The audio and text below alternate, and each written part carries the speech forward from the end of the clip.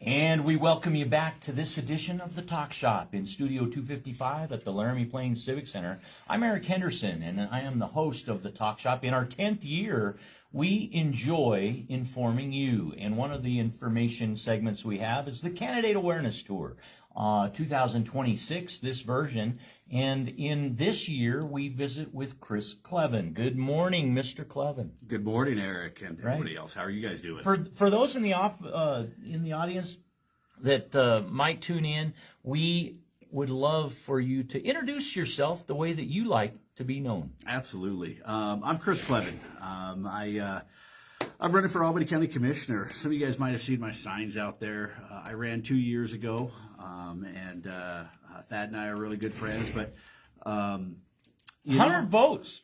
Yeah, 91. Oh, 91 final count. 91 was the final count. Right. I still give Thad a hard time for that today, too. But we're good friends. It only takes one to win. No, I agree. And I'll tell you, I really enjoyed the run last go. Everybody had fun. Everybody enjoyed it.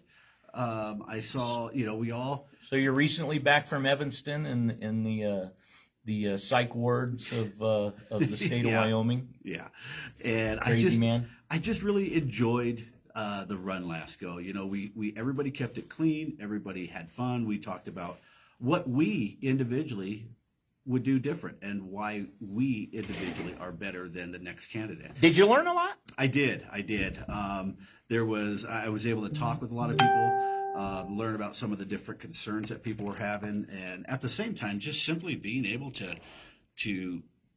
I hate to say it, but get used to talking to people again. I retired last May as a police officer with the city, and I absolutely love and enjoy talking with people, and I used a lot of de-escalation and stuff and just being able to communicate, and I kind of missed that for the last 10 to 11 months, and being able to actually have conversations with people to the point where 2 days ago I had a 2-hour phone call with a guy just because we were chatting about stuff that was going on. What are the key issues that you heard during the campaign, your last run, and maybe you continue to hear today? Yeah, probably the biggest one is the housing. A lot of it is with the city of Laramie is so tight with their housing development that they have a really difficult time, or developers have a really difficult time coming in and actually even building houses or finding locations to build houses because of the stringent rules. And it's not necessarily the safety aspect of it. It's just the idea that the city or the government is regulating, how many trees you have to put on the property, or what type of landscaping and different things, and it gets really frustrating to people.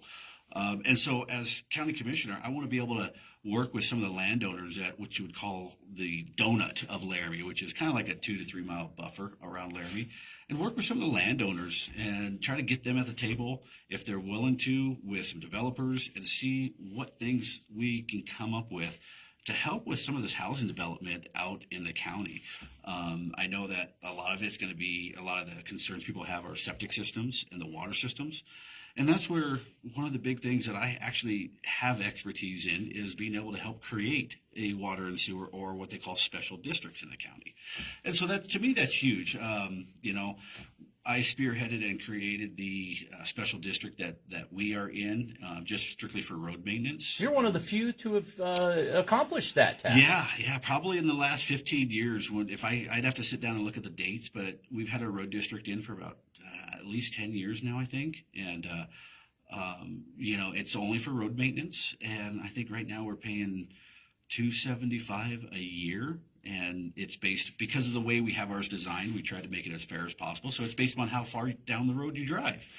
And it actually works out, because otherwise we had no legitimate road maintenance agreement between the 60, 70 property owners in our area. So it worked out really well, and we can actually get stuff done. But the best part is, it is, I don't want to say controlled, but it is regulated by state statutes. So we're able to take state statutes, and we're able to bring local control to our road district, because the actual members that are elected in our road district have to be members or basically citizens or voters within the district.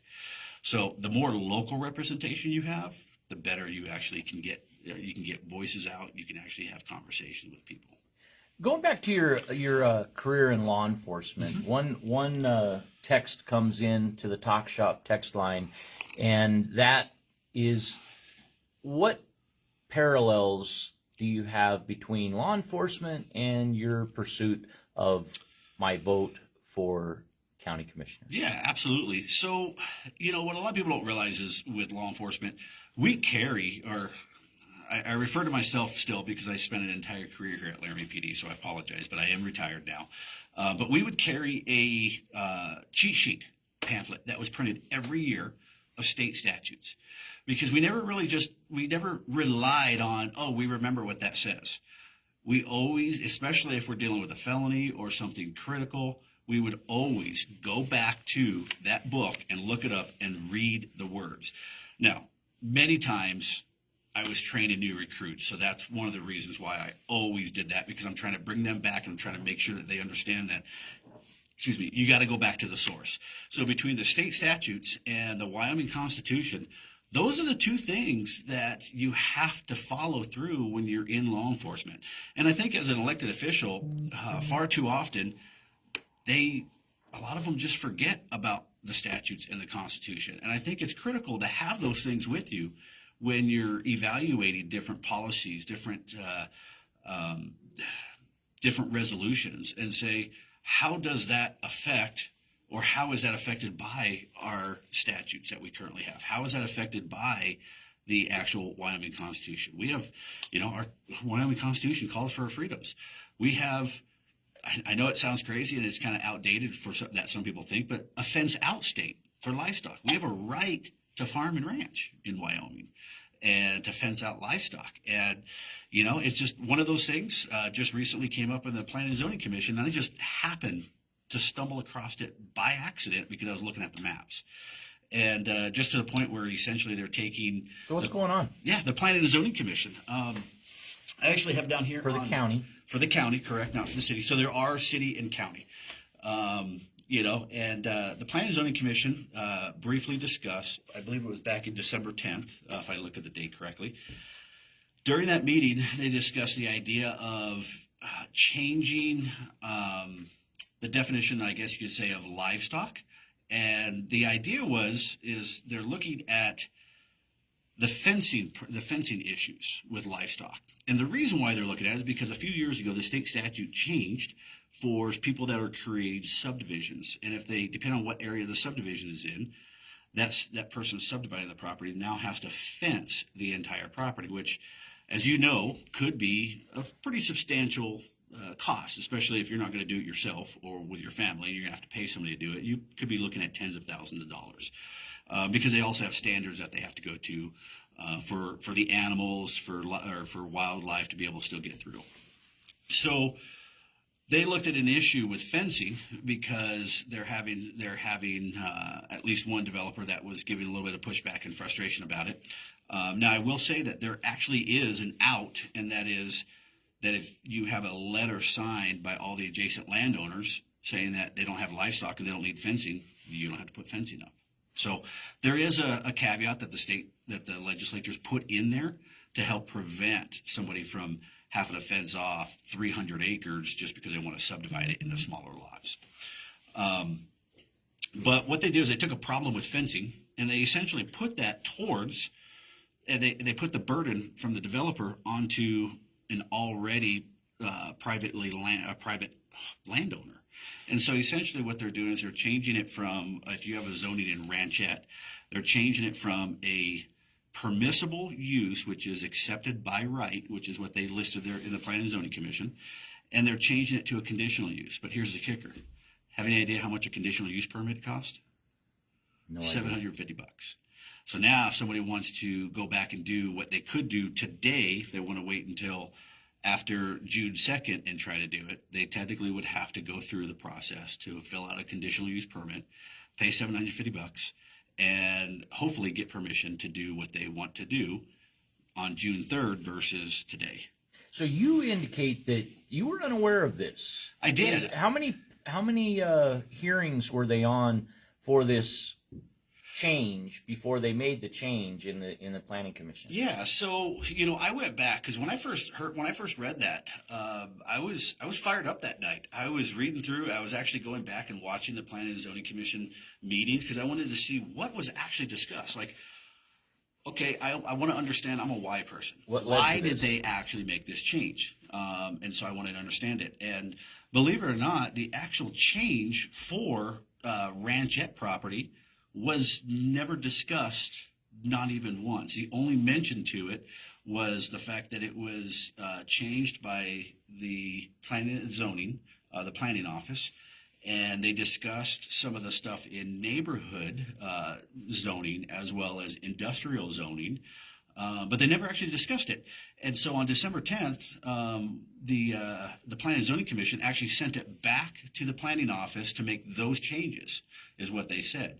They came back in January, had their meeting, and it was the planning office got up, said, "This is what this is the," didn't even really discuss the changes, just said, "This is what the discussion was last time," and they voted to go ahead and pass it. There was, again, zero discussion whatsoever to What do you think ranchette. procedurally, Chris? What do you think procedurally should happen on this type of business matter or Yeah. type of thing? So I guess to me this hits home a little bit harder. And the reason is because I bought my land, and it's only 5 acres, but I bought my land, gosh, it was now, I think we bought it in '07, maybe '06. And we were what was called rural residential. And that's kind of, yeah, we were residential. But in order to be agriculture in Wyoming, you have to have a minimum of 35 acres. So we can't be called agriculture. Well, about 3 years ago, the planning division did a whole kind of uproar, and they changed things around, and they changed the definition of some of these different zones and actually moved me from rural residential to a ranchette. I had no idea until last summer when I went in to go file a new permit to build a shop on my property. And I was like, excuse me? We changed, you literally changed the definition of my property. And what's strange is, like, the clerk's office for the voting, we got a letter in the mail telling us that we had a voting center. We had notification by Facebook. We had all this other notification. That's a frustrating thing. What's the big deal in retiling? What's at stake? For rezoning, you mean? Yeah, what's at stake in labeling and these designations? designations? Is it one more step towards annexation? Because as you're talking about this, I come across a Laramie County issue where Y-Fresh is being annexed, challenged with annexation, and they don't want it. They don't want it. I'll tell you right now. Is that a step towards it here in our county? I'll tell you right now, even if I'm not elected as county commissioner, I am wholeheartedly against any more annexation from the city. Just because the city needs to deal with paving the roads, obviously stormwater drainage, other issues that they already see. The last thing they need to do is add more meat to their plate if they can't handle that meat right now. So I'll get that off the table right there. But to get back to your question specifically, I don't know. There's a fine line between having to look at restrictions because of growth, because the smaller the lots you get, the less, we don't want industrial activity on the small, half-acre lots or whatever. They're supposed to be residential. But even the planning office specifically said during the December 10th meeting for the planning and zoning meeting, specifically even said that ranchette is a quasi-agriculture area. And for those of you guys that don't know, my kids have been in 4-H forever, so we've got horses. We even have milk cows on the property. Changes in zoning and changes in titling could impact that future for you and your family. Absolutely. And and honestly, when my property got changed from rural residential to ranchette, it really didn't change anything. However, now that the ranchette has been one specific area has been changed from a permitted right to do on your property to a conditional use. Got to get approval. It's step by step by step is what's happening. And that's the part that's frustrating. And the trouble is, we have no way to even know what is in the pipe, what is in the works, unless you know about it. And how often in your time in Laramie, Wyoming, Albany County, have you heard something similar to this? Well, nobody said anything. If nobody complains, we're just gonna roll with it. Yeah. It's not important that we give proper, accurate notice of a public hearing. We're just. Yeah. It's unfortunate that somebody might not know, but we're just gonna roll with it. Yeah, and I want to clarify too, Eric. All the proper legal notifications were done. So the Planning and Zoning Commission had their notices. They had their public input periods. So everything was done above board on that aspect. But at some point, how do we make the public more aware of what's going on? And, and I actually, last Friday, I went in and talked with the planning director. And I said, what is up with this? Why do we do this? Who is the planning director? It's David Gersh over there at, it's on the South Third over, for those of you guys that have been around for a while, it used to be like a rock climbing sports store down there. South Third, okay. Yep. Just south of, used to be the old Loaf and Jug. I keep saying used to be because we change a lot, but now is the Ecultra or gas station down there. Mm-hmm. But I went in there and had a good conversation with them, and just kind of wanted to learn why did we make this change, and really it came down to the fencing aspect of it, and so I actually proposed some different ideas. I said, hey, if we have a fencing issue, let's address the fencing issue. Let's not take rights away from other people. We didn't see eye to eye on the idea of the rights, but that's just how I am. I look at it and say, if this is the zoning regulations say that I could do something by right, to me, that is a right that we are allowed to do. And so will it affect most people? Probably not. But, something I think about is I have kids in 4-H. They're not going to be able to, let's face it, buy very big lots, even 5-acre lots in our jurisdiction right now. Probably in the next 5 years or so, they're probably not going to be able to. So if they're going to have to be on a little bit smaller lot, a 5-acre or a 4-acre lot, that just restricts them from being able to do what they want to do on their property. That essentially they got raised to learn how to do with 4-H. And there is caveats, and I will clarify, there is some caveats in there for what they call incidental use or for 4-H stuff that it would allow. But at the same time, all it takes is somebody that wants to have a different agenda and read the rules and say, well, this is what it is. And so that's really what I want to get at, is trying to figure out, how do we get the people involved? How do we let people know? And that was actually one of the suggestions I had for David down there when we had a conversation. I said, how do we fix this problem? Because they didn't get anybody's input during the Planning and Zoning Commission. And I get it, because nobody knew about it. And I only stumbled upon it by accident. So if you surveyed most people and asked them when that commission meets, I would speculate that 1 in 10 might get that correct. Yeah. I know, even for me, I don't remember the exact date of their next meeting. I'd have to go online and look at the agenda to figure out when the next meeting is, just to even know. We're visiting with Chris Cleven, and he is running for Albany County Commissioner. And you have a Meet the Candidate campaign launch fundraiser with Food and Friends this Friday. Tell us about that, if you would. Yeah, absolutely. And so for those guys that have seen it, this is on Facebook quite a bit. If you have, take a look at it. It's going to be on Friday night, 6 to 9. Nothing super fancy. It's more of an opportunity that I am going to be available. Of course, food's going to be there. I am going to smoke several pork butts, and we're going to go ahead and I'm going to have them shredded. And that way, if somebody wanted to, or if they have a gluten intolerance, there will be gluten-free side for that. But it's just going to be an opportunity for you to come out, chat with me, have a conversation, ask me some questions, figure out where I stand on different policies. Because at the end of the day, that's what I want to do, is I want to be available for the citizens. Right now, it's really, really difficult. You can make calls, you can call people, but it's really difficult to even know kind of what's going on or how things are going. So it's going to be at the Foundation Builders Youth Center. If you follow this program, you've probably heard about it, talking a little bit. It was just 804 Dally Ridge. Yep. So if you know where the old Bart's Flea Market used to be, it's basically about a half a mile down Soldier Springs Road from there. So May 22nd, 6 to 9 p.m. And this segment brought to you in the public interest, the Candidate Awareness Tour 2026 Brought to you by, in part, the Epson Center. They have their enchilada sale going on now through June 5th. You can place your orders between now and June 5th at the Epson Center, 1560 North 3rd Street. They have 3 traditional flavors you'll love: beef and cheese, house, cheese and onion. All 3, $30 per dozen, and all proceeds support that fantastic operation at 1560 North 3rd Street, the Epson Center for Seniors.